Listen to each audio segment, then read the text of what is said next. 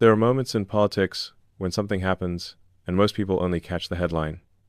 What just happened in Minnesota is one of those moments.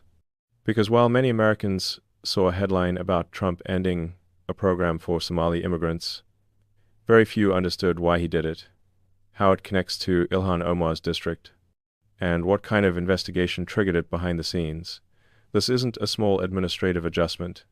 This is a decisive move aimed at dismantling a network that federal investigators say has been draining taxpayer funds, rerouting money overseas, and destabilizing an entire region of the state.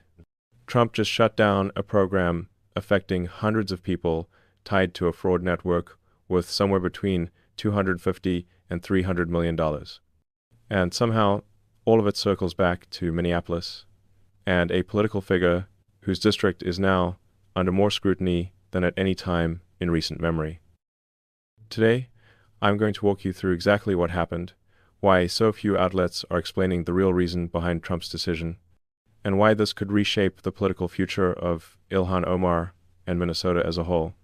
And I want to do this in a way that makes sense, because this story matters to every American who pays taxes, who trusts their government to manage programs honestly, and who wonders what happens when those systems break down. So let's start at the beginning. What actually triggered all of this? What made the President of the United States look at one state, one community, and say enough? Trump announced he was terminating something called temporary protected status for Somali immigrants living in Minnesota, effective immediately. Now, if you're not familiar with TPS, it's essentially a legal shield the government grants to people from countries facing disaster or conflict. It allows them to stay in America temporarily without fear of deportation. It's meant to be compassionate, humane, a safety net for people fleeing genuine danger. But here's where things took a hard turn. Trump cited large-scale welfare fraud, money laundering, and the discovery that millions of taxpayer dollars had been funneled into overseas networks, some even reaching extremist groups, according to federal reports. He wasn't just ending a program.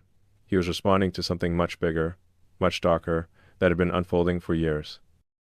Now, before we dive into the political fallout, we need to understand the system that allowed this to happen in the first place, because this isn't really a story about immigration policy. It's a story about what happens when oversight fails, when programs designed to help vulnerable people get hijacked by organized networks, and when state leaders either don't notice or choose not to act. Minnesota has become home to the largest Somali population in the entire country.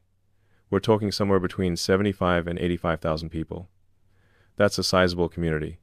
Many arrived as refugees over the past couple of decades, fleeing violence and instability back home, and part of that community includes immigrants who received TPS status. Now, investigators began discovering something troubling. Multiple coordinated schemes were targeting programs meant to help vulnerable Americans, meal programs for children, medical support systems, housing assistance for people with disabilities. Think about that for a moment. Programs designed to feed hungry kids. Programs meant to help people with autism get therapy. Programs to keep seniors and people recovering from addiction in stable housing. These aren't abstract government line items. These are lifelines for real people. And someone figured out how to game the system to turn compassion into profit. The details of these schemes reveal why the fallout is so massive. Let me walk you through what federal authorities uncovered, because understanding the mechanics helps you see why Trump's response was so decisive. Investigators found operations involving fake meal invoices, people claiming they'd fed thousands of children who didn't exist, fabricated therapy sessions where no therapist ever showed up, forged diagnoses for non-existent autism patients, inflated housing support claims where services were never actually provided. Some of these cases ballooned from just a few $1,000,000 to over $100 million per year. $100 million in a single program in a single state. The growth was so rapid, so extreme, that it overwhelmed the system. State officials couldn't process the volume of claims. Auditors fell behind. Red flags got ignored because there simply weren't enough people watching. And here's where it gets really troubling. The money didn't stay in Minnesota. According to analysts and federal reports, large sums were being sent overseas, eventually filtering into territories controlled by Al-Shabaab, an Al-Qaeda-linked group in Somalia. Now, I want to be careful here.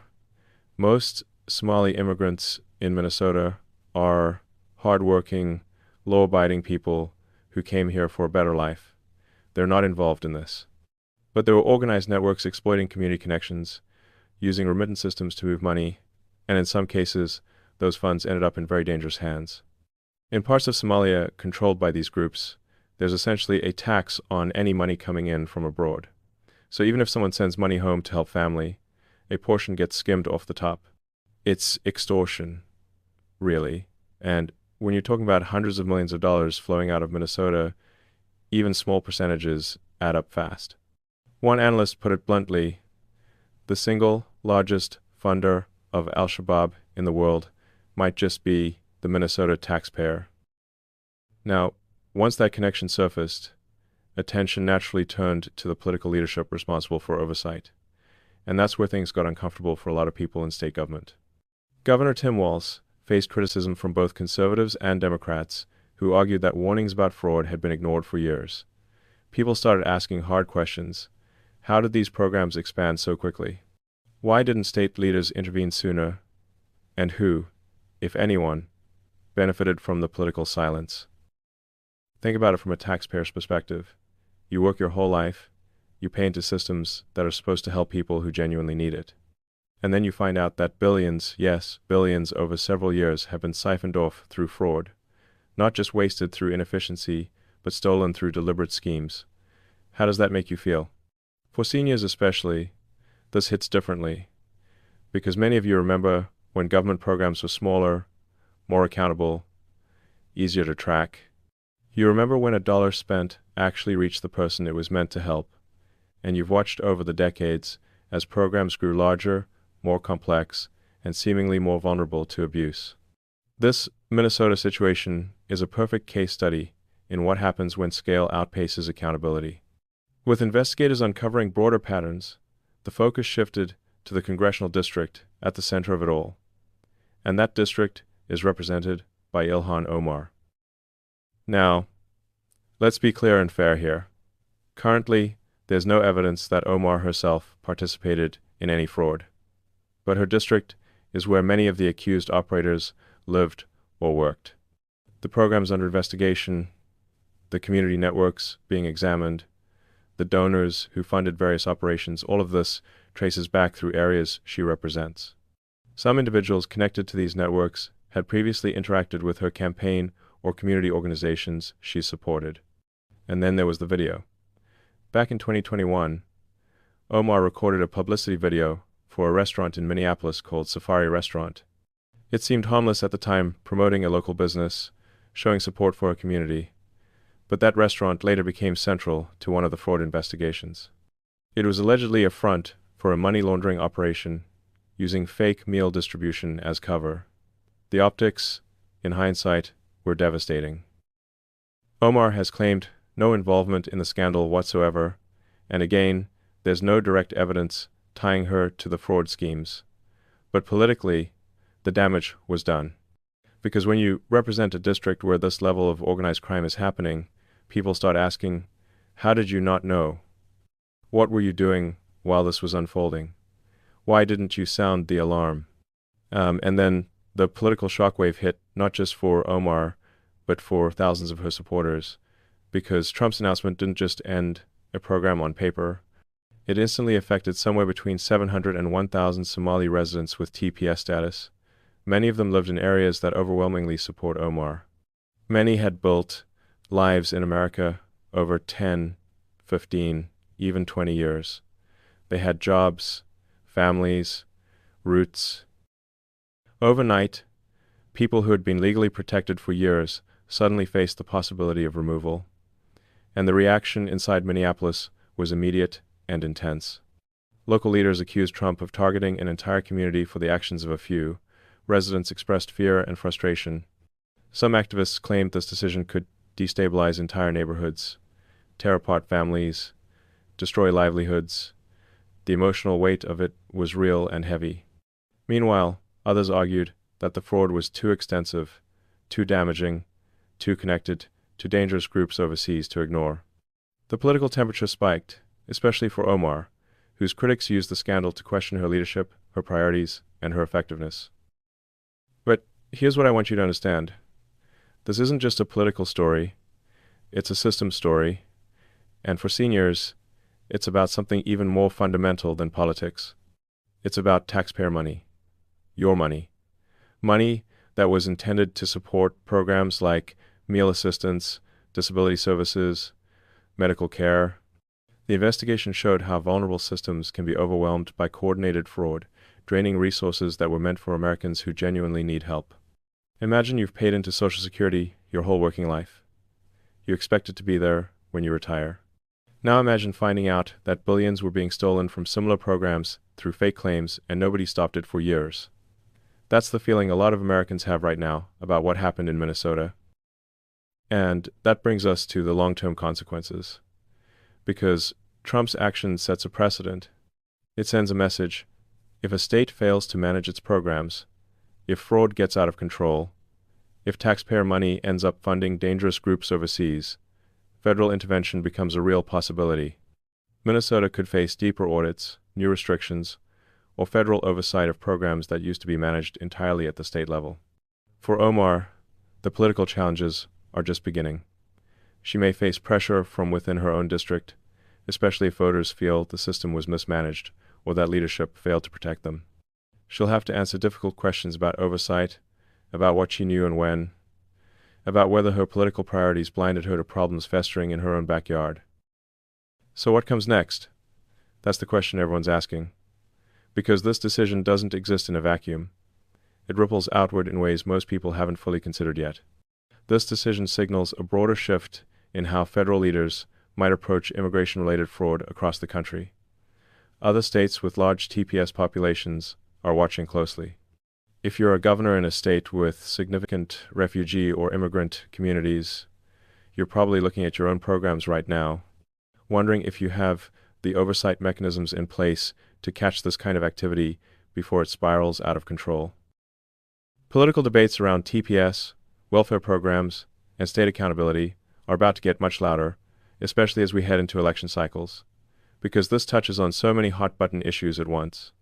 Immigration, government spending, national security, fraud, terrorism financing. It's a perfect storm of controversy, and politicians on both sides will use it to make their case about what America should look like, how we should manage our borders, and what responsibilities we owe to people who come here seeking refuge. Now, I want to take a step back for a moment and talk about something that often gets lost in these heated debates. The human element.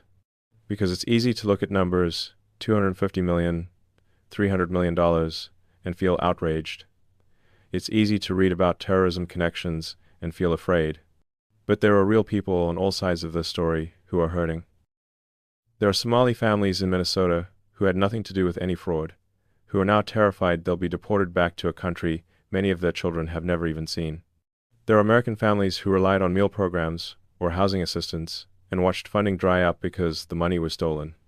There are investigators and law enforcement officers who spent years building cases, trying to stop the bleeding, frustrated that the system moved so slowly.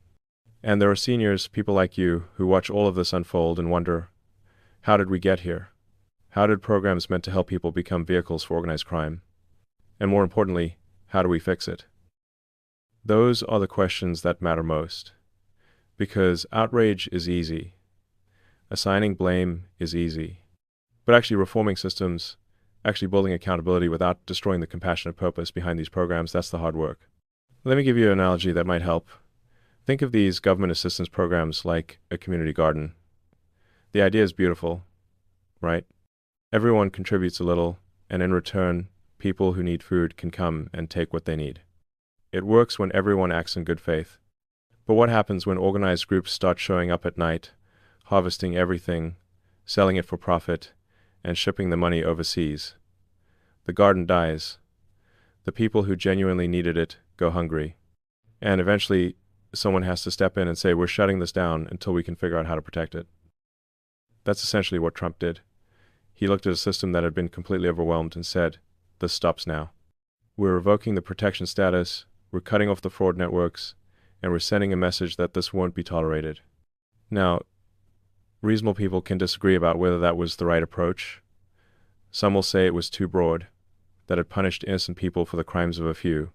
Others will say it was the only way to send a strong enough message to stop the bleeding. But what nobody can disagree with is this. The system failed, spectacularly, and someone had to act. For Minnesota, the road ahead is uncertain. The state will likely face intense federal scrutiny for years.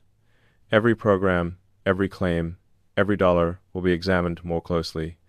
That might mean better accountability in the long run, but it also means bureaucracy, delays, and frustration for people who depend on these services. For Ilhan Omar, the political calculus has shifted dramatically.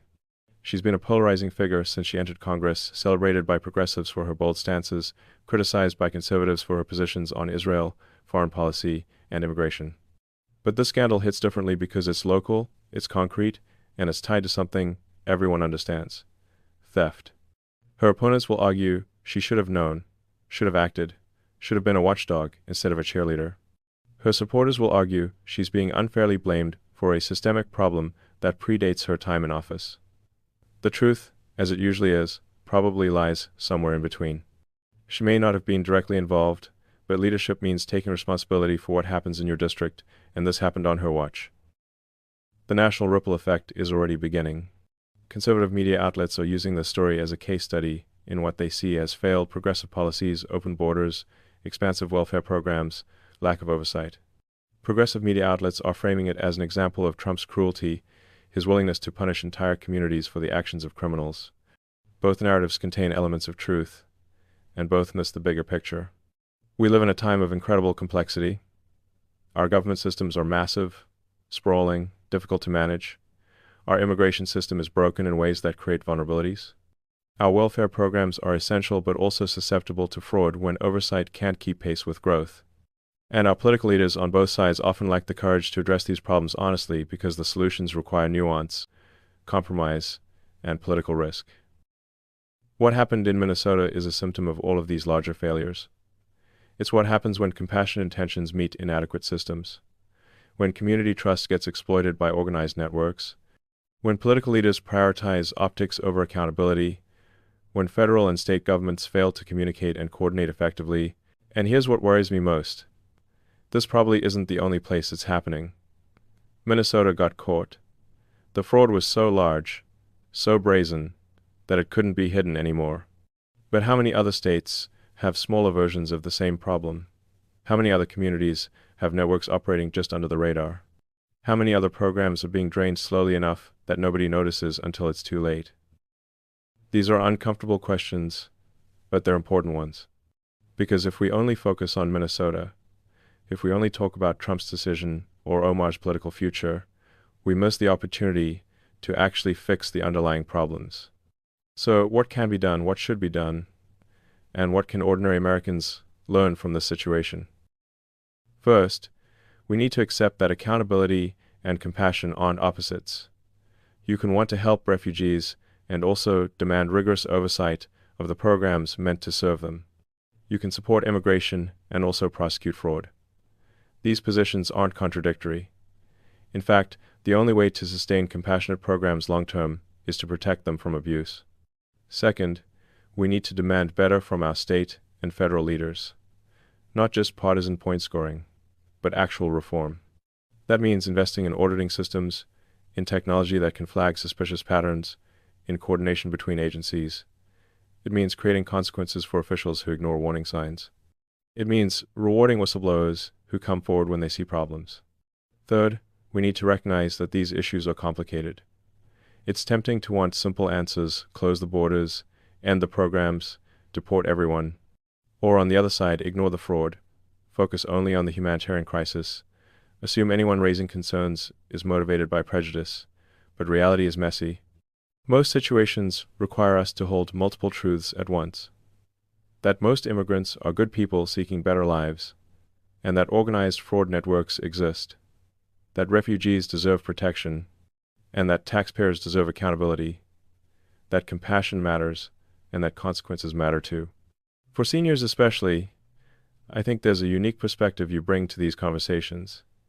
You've lived through enough political cycles to know that the outrage of the moment usually fades. You've seen enough scandals to know that both parties have their share of failures. You understand that systems break down slowly over time, and that fixing them requires patience, persistence, and a willingness to look beyond the headlines. So as this story continues to unfold, and it will continue, because investigations like this take years to fully prosecute, I'd encourage you to stay informed, but also to stay grounded. Don't let the partisan noise distract you from the real issues. Don't let fear or anger cloud your judgment about what actually needs to change. And remember, the fact that we're even having this conversation, that investigations happened, that consequences are being enforced, that's actually a sign the system still has some life in it. It's damaged, yes. It's inefficient and vulnerable and desperately in need of reform. But it's not dead. Not yet. Trump's move wasn't just about ending a program. It was the final step in a chain reaction triggered by a multi-year federal investigation, alarming financial abuse, and concerns that taxpayer money was being redirected far outside the United States. Minnesota became the epicenter. Omar's district became part of the conversation, and seniors across the country now see the consequences of programs left unmonitored for too long. Before you go, I'd love to hear your thoughts. Do you think Trump's decision was the right way to respond, or should Minnesota have handled this differently before it reached this point? Do you feel like your tax dollars are being protected, or do stories like this make you question how many other programs might have similar problems? If this breakdown helped you understand